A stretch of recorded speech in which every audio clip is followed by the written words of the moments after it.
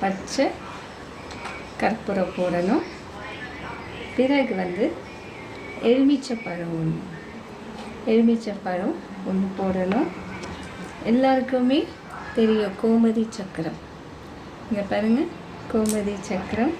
இது வந்து 3 எடுத்துருக்க, 3 இதுக்குள்ளே போடணும்.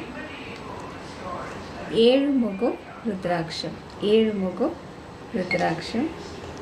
இது வந்து பாக்கு, முழு பாக்கு சொல்லுவாங்க. இந்த முழு பாக்கு இதுக்குள்ளே போடணும். மஞ்சள் கிழங்கு, ஒரு வெள்ளி மோதிரம். இந்த வெள்ளி மோதிரம் நீங்கள் இந்த கல் வச்சது எதுவாக இருந்தாலும் சரி, இந்த வெள்ளி மோதிரம் இது இப்படி போடுங்க. இது மேலே வந்து பூ வைக்கணும். இதில்